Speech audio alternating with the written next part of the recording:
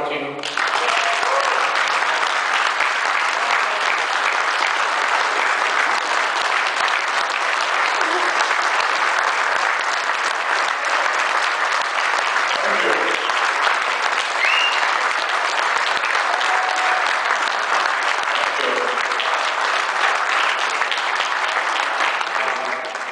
Sal just told you that my beginning was here in Toronto. Most people think it was in New York, but actually it was here. Actually, I started in New York, but in my early times, back when in 1959 when I started, certain situations happened in New York that I just didn't fit in at the time and I had to get out. And a friend of mine, Roddy's laughing over there. He knows a little bit about Wrestlereunion. But anyway, I was working in construction. I was a construction worker. And they had a wrestling show in Pittsburgh. And I went there that night. And I don't know if you guys remember the late, great, wonderful human being named Yukon Eric. I went over to say hello, and he said to me, Bruno, where are you going? Are you still suspended? I was suspended all over the country. I couldn't wrestle. So I said, yeah, and he said, why don't you come to Canada, Toronto? And I said, I don't know anybody in Toronto. He said, the promoter's Frank Cunning. And he said, great guy. He said, I'd like to connect you with him. And I said, oh, that'd be great. So I met Mr. Cunning, I talked to him on the phone, and he told me that I was welcome to come to Toronto. This is 1962. And I must tell you that I came to Toronto, and he made me a promise over the phone that he was going to give me an opportunity to show what I had, and he was going to give me that opportunity, so it was up to me. So I came to Toronto, and I met Frank Cunning, who I will tell you that my experience with this man as a promoter, he stands on top of my list as one of the most decent, honest men of his word.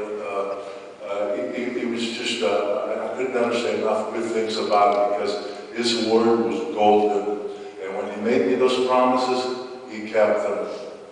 And that's my experience. So when I came here, and I started wrestling, and he had national television, went all over Canada. And I was fortunate, they had a very heavy Italian population in Toronto.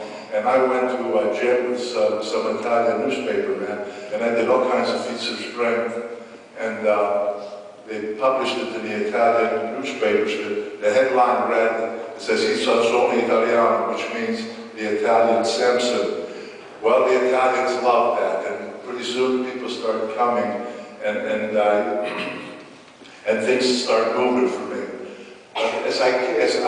When I retired, and my good friend Sal Correnti, and he spoke, I guess, to Michael Balkiki, who was the promoter too. They worked together a lot. They knew I was retired, but they took it. Sal wanted to know if I would want to make a shot at Toronto because he knew my feelings about Toronto and the promotion there. So when he told me about it, I said, absolutely, I would love to come to Toronto, and that'd be my last appearance, with my retirement. And I got very excited. That was a year ago in Atlanta, Georgia, where we were.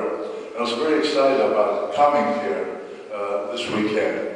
But I must tell you, as the time got closer and closer and closer, I started having very mixed emotions because as I was reminiscing about that time, it's been almost 50 years ago, 1962, I started thinking about all first of all, Frank Conley's no longer here, and I truly respect it, as I told you, and admired the man.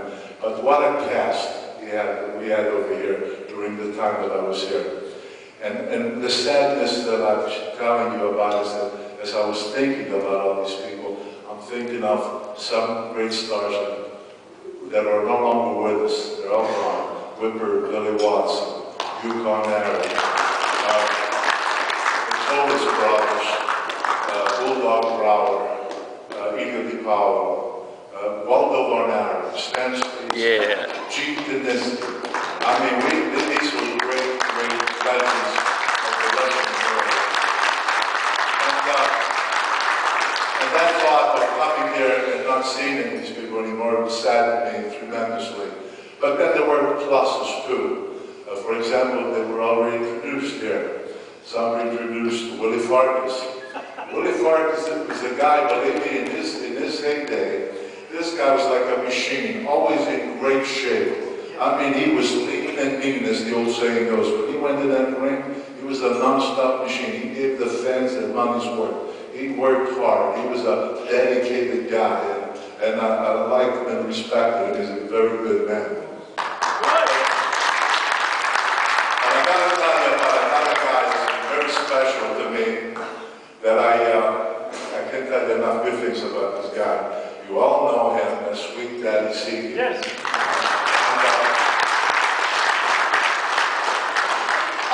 I got to wrestle Sweet Daddy Siki many times here. And I'll tell you something. He's a guy that I truly respect and admire because, first of all, he looked like $1 million because he took care of himself, he trained hard, he was totally dedicated to the business.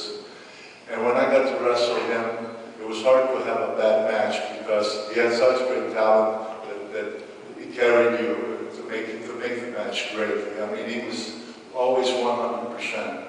I will tell you this, that my year and a half that I was here, wrestling with all these wrestling giants, when I went back in New York in 1963, where I got my shot with Buddy Rogers and became the world champion, I will tell you that when I got to New York, I was a much better talent all the way around because of these great guys that I had the opportunity to wrestle so many times. So Siki, thank you for all that you did.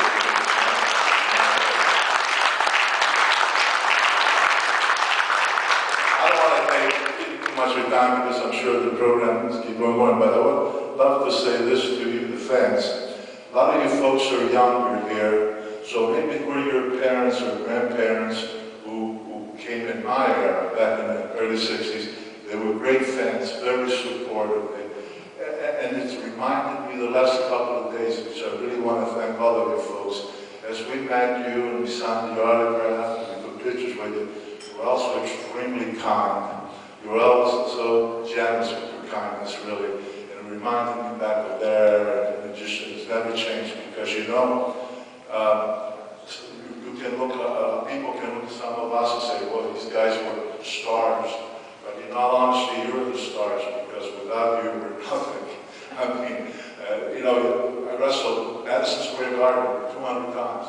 They say, well, you had great success in the Garden or in many other clubs. But it wasn't because of me, it was because of the fans that supported us, who bought the tickets, went out of their way, and came to the Garden. So for myself, I've always been extremely, always, my whole career, never kidded myself about who I am and what helped me be what I am, because without you fans, you know, we're nobody, I'm nobody. So I want to really thank all of you. To those of yesteryear, I wish they could all be here. They were great to us, and you guys here the last couple of days, it made me feel great to you with your kind words, the wonderful things that you said.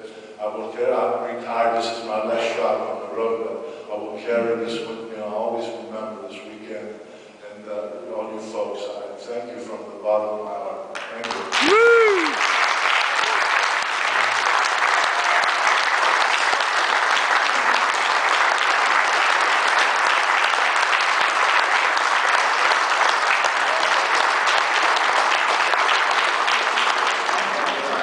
Right?